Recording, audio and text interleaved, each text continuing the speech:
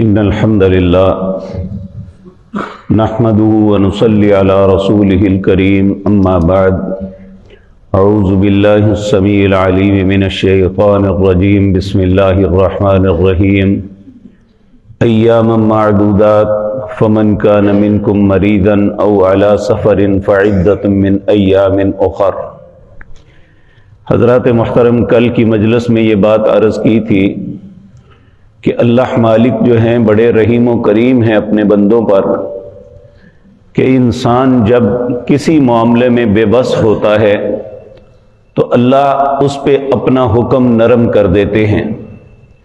تو اسی طرح روزے کے متعلق بھی فرمایا اگر کوئی بیمار ہے یا اسے کوئی اور تکلیف، کسی مصیبت میں مبتلا ہے یا سفر میں ہے، اسے چاہیے فعدۃ من ایام اخر،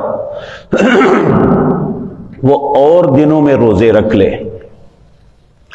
لیکن بحیثیت مسلمان ہم میں سے ہر انسان کو یہ بات جان لینی چاہیے، جو اللہ نے ہم پہ فرائض مقرر کیے ہیں ان سے چھٹکارا کسی صورت ممکن نہیں ہے۔ اگر کوئی بھی انسان بغیر کسی عذر کے کسی بھی فریضے کو ترک کرتا ہے، وہ نماز ہے، وہ روزہ ہے، وہ زکوٰۃ ہے، وہ حج ہے، یاد رکھیں وہ اللہ کے ہاں صحیح مسلمان نہیں بن سکتا اور اللہ کے ہاں کسی بھی اجر کا مستحق نہیں بن سکتا۔ نبی کریم صلی اللہ علیہ وسلم نے نماز کے متعلق فرمایا کہ جس نے من ترک الصلاۃ متعمدا فقد کفر، جس نے ایک نماز بھی بغیر ضرورت کے، بغیر کسی عذر کے چھوڑ دی، اس نے کفر کیا۔ اور جو شخص ہمیشہ کا نماز چھوڑتا ہے اس کے متعلق فرمایا بین العبد و بین الکفر ترک الصلاۃ، مسلمان اور کافر کے درمیان فرق یہ ہے کہ مسلمان نماز پڑھتا ہے، کافر نماز نہیں پڑھتا۔ اسی طرح روزے کے متعلق بھی فرمایا جو شخص بلا عذر روزہ چھوڑتا ہے، اس کے بعد پھر اس کی قضا کے لیے وہ یہ چاہے کہ میں ساری زندگی روزے رکھتا رہوں یہاں تک کہ موت آ جائے، تو اس کے روزے کی قضا نہیں ہو سکتی جو اس نے وقت پہ چھوڑ دیا ہے۔ ایسی صورت میں علماء یہی کہتے ہیں کہ اگر وہ اس بات سے جان چھڑانا چاہتا ہے تو وہ اللہ سے سچی توبہ کر کے آئندہ نہ کرنے کا عہد کرے تو ممکن ہے اللہ اسے معاف کر دے۔ لیکن اگر وہ اسی طرح اپنی بات پہ مصر ہے، کبھی رکھ لیا کبھی نہ رکھا، اور جوانی تندرستی کے باوجود یہ کرتا ہے، تو وہ اللہ کے ہاں ایک مجرم کی حیثیت رکھتا ہے، ایک مسلم کی حیثیت نہیں رکھتا۔ اگر خدا نخواستہ کوئی شخص بیمار ہوتا ہے یا سفر ہے تو چھٹکارا نہیں ہے، کہا فعدۃ من ایام اخر، اور دنوں میں رکھ لو۔ اور یہ بات ہر مسلمان کو ذہن میں رکھنی چاہیے کہ اگر ہم کسی بھی انسان کے کسی بھی سبب رمضان کے روزے رہ جاتے ہیں، اسے چاہیے کہ آئندہ رمضان کی آمد سے پہلے پہلے اس کی قضا دے دے، یعنی جتنے روزے چھوٹے ہیں ان روزوں کو ادا کر لے۔ اب یہاں سوال یہ پیدا ہوتا ہے کہ یہ پے در پے رکھنے ہیں یا بندہ مختلف وقتوں میں بھی رکھ سکتا ہے؟ تو اللہ نے مطلقاً کہا فعدۃ من ایام اخر، اور دنوں میں رکھ لو، یعنی جیسے بھی انسان آسانی سے رکھ سکتا ہے رکھ لے۔ اس روزے کی قضا کا وقت شعبان تک ہے۔ سیدہ عائشہ طیبہ طاہرہ رضی اللہ تعالی عنہا فرماتی ہیں کہ مجھ سے جو روزے قضا ہو جاتے، روزے چھوٹ جاتے، ان کی قضا میں نہ دے پاتی یہاں تک کہ میں شعبان کے اندر جا کے اپنے روزوں کو مکمل کرتی۔ تو شعبان کے اندر یعنی 29 شعبان تک انسان اپنے روزے کو مکمل کر سکتا ہے۔ اس میں علماء کا یہ بھی فتویٰ ہے کہ اگر کوئی انسان ویسے جمعے کا روزہ رکھنا منع ہے، اکیلے جمعے کا، لیکن اگر اس نے اپنے روزے کی قضا دینی ہے تو وہ جمعے کو بھی روزہ رکھ سکتا ہے۔ لیکن یہاں ایک بات ذہن میں رہے، اگر خدا نخواستہ اپنی مصروفیات کی وجہ سے یا لاپرواہی کی وجہ سے وہ سارا سال روزہ نہ رکھ سکا جو اس کے رہتا تھا، آئندہ رمضان آ گیا تو پھر اگر اس رمضان کے بعد رکھے گا تو پھر دو کام کرنے ہوں گے، اس روزے کی قضا دینے کے لیے روزہ بھی رکھنا ہوگا اور ساتھ مسکین کو فدیہ بھی دینا ہوگا۔ یعنی آئندہ اس رمضان کے چھوٹے ہوئے روزے اگر آئندہ رمضان سے پہلے روزے رکھ لیں تو ان کی صرف قضا ہوگی، یعنی روزے کے بدلے روزہ۔ اگر آئندہ رمضان آ گیا اس کے بعد پھر اگر ہم اسے رکھیں گے تو پھر یاد رکھیں اس کے لیے روزوں کے ساتھ فدیہ بھی دینا پڑے گا۔ اور یہ ضروری اتنا ہے، نبی کریم صلی اللہ علیہ وسلم آپ سے سوال ہوا کہ ایک عورت نے سوال کیا کہ میرا باپ بوڑھا تھا، اس کے ذمے کچھ روزے ہیں، تو آپ نے فرمایا وہ فوت ہو گیا، آپ نے فرمایا اس کے روزے تم رکھو۔ اس نے کہا اس کے روزے میں؟ آپ نے فرمایا ہاں، کیا تم اس کی وراثت نہیں کھاتے؟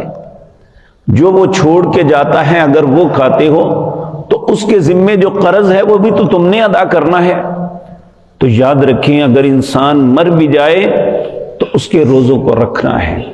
یہاں علماء کہتے ہیں یہ وہ روزے ہیں جو نظر کے روزے، کہ انسان نے کوئی نظر مانی کہ میں اتنے روزے رکھوں گا، وہ نہیں رکھ سکا تو اس کے روزوں کو رکھنا لازمی ہے، اس کے عزیز و اقارب کے ذمے ہیں۔ اب فدیہ کتنا دینا ہے اس کے متعلق یہ بات یاد رکھیں، اگر کوئی بیمار ایسا ہے کہ اس کی بیماری ختم ہونے کے لیے ممکن نہیں، وہ بیچارہ زندگی بھر انتہائی کرب اور تکلیف میں مبتلا رہتا ہے، مختلف بیماریاں اللہ سب پہ رحم فرمائے آ جاتی ہیں، جس میں روزہ رکھنے سے وہ قاصر ہوتا ہے، اس کے لیے فدیہ ہے۔ فدیہ کتنا؟ یہ انسان جو اپنے گھر میں کھاتا ہے اوسطاً اس کو ایک صبح اور شام کے کھانے کے مطابق وہ فدیہ دے دے۔ میں پھر یہ بات عرض کر دوں، ہمارے معاشرے میں یہ لفظ بولا جاتا ہے کہ میں نے روزے رکھوانے ہیں، آپ نے روزے رکھوانے نہیں ہیں، نہ کسی نے آپ کے روزے رکھنے ہیں، آپ نے فدیہ دینا ہے اور آپ کا فدیہ آپ کے روزے کا کفارہ بن جائے گا۔ کیونکہ بعض غرباء بھی جب انہیں کہا جاتا ہے کہ یہ فدیہ دینا ہے تو وہ کہتے ہیں جی میں اپنے روزے آپ کو کیوں دوں، حالانکہ اس نے اپنے روزے نہیں دینے، اس نے آپ نے مسکین کی مدد کرنی ہے، مسکین روزے اپنے رکھے گا، آپ کی مدد آپ کے روزوں کا کفارہ بن جائے گی۔ اسی طرح وہ بوڑھے جو انتہائی ضعیف ہو جاتے ہیں، جن کے لیے پیٹ بھر کے کھانا ممکن نہیں ہوتا، تھوڑا کھاتے ہیں تھوڑی دیر بعد پھر بھوک لگ جاتی ہے، پیاس اور ذوق جسم میں اتنا ہے کہ وہ نہیں، تو ایسا بوڑھا آدمی بھی اپنے روزے کا فدیہ دے سکتا ہے۔ اب یہاں سوال یہ پیدا ہوتا ہے کہ اگر وہ اس فدیہ دینے کی استطاعت اور طاقت ہی نہیں رکھتا تو پھر اس پہ فدیہ نہیں ہے۔